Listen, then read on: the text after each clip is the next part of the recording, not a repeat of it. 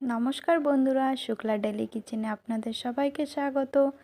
আজকে আমি বাড়িতে বানিয়ে দেখাবো আপনাদের গাজরের হালুয়া। এই উপকরণটার জন্য বেশি কিছু লাগে না, খুব সহজ এবং অল্প কিছুতেই বাড়িতে তৈরি হয়ে যায় আর খুব তাড়াতাড়ি তৈরি হয়ে যায়। এটা দেখতেও যেমন সুন্দর, খেতেও অনেকটাই টেস্টি। তার জন্য আমি নিয়েছি এইখানে 1 কিলো গাজর।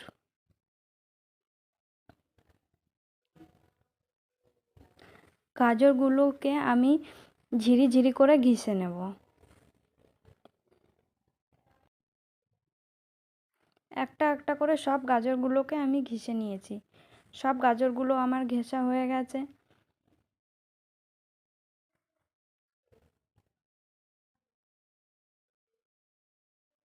এবার আমি একটা কড়া গরম করে নিচ্ছি, তার মধ্যে দিয়ে দিচ্ছি 100 গ্রাম ঘি।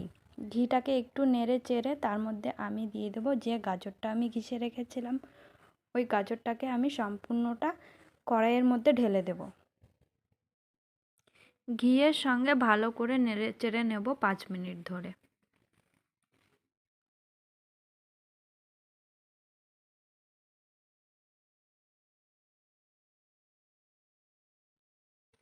5 মিনিট পরে এর মধ্যে আমি দিয়ে দেবো 1 কিলো ফুল ক্রিম দুধ।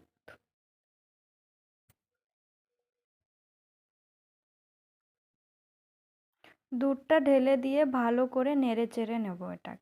নেড়ে চেড়ে এটাকে আমি রেখে দেবো যতক্ষণ না দুধটা শুকিয়ে যাচ্ছে। আর এটাকে একটু মাঝে মাঝে নেড়ে দিতে হবে যাতে নিচে থেকে ধরে না যায়।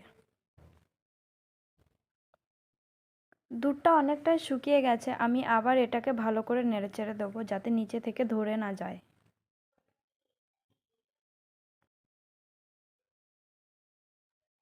এটাকে খুব ভালো করে আবার নেড়ে চেড়ে দিতে হবে।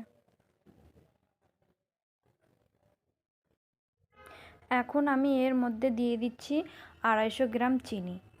চিনি দিয়ে খুব ভালো করে নেড়েচেড়ে দিতে হবে। এর মধ্যে থেকে একটু জল ছাড়বে, এটাকেও শুকিয়ে নিতে হবে আপনাদের।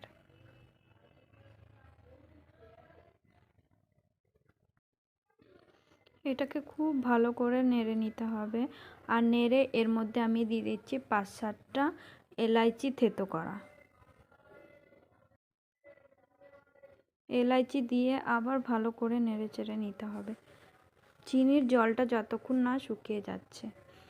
আমি এর মধ্যে দিয়ে দিচ্ছি 200 গ্রাম খোয়া ক্ষীর। খোয়া ক্ষীরটাকে দিয়ে খুব ভালো করে নেড়ে চেড়ে নিতে হবে।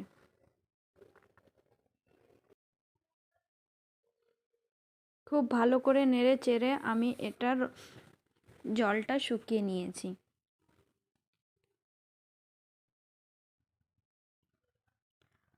প্রায় আমার হালুয়াটা তৈরি হয়ে গেছে।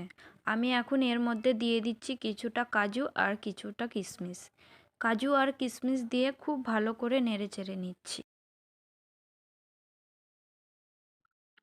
গাজরের হালুয়াটা আমার পুরোপুরিভাবে তৈরি হয়ে গেছে। এটাকে আমি একটা বাসনের মধ্যে তুলে নিচ্ছি। এটা আমার পরিবেশনের জন্য একদম রেডি। ভিডিওটি ভালো লাগলে লাইক, কমেন্ট, শেয়ার আর অবশ্যই সাবস্ক্রাইব করে দেবেন নতুন নতুন ভিডিও পেতে।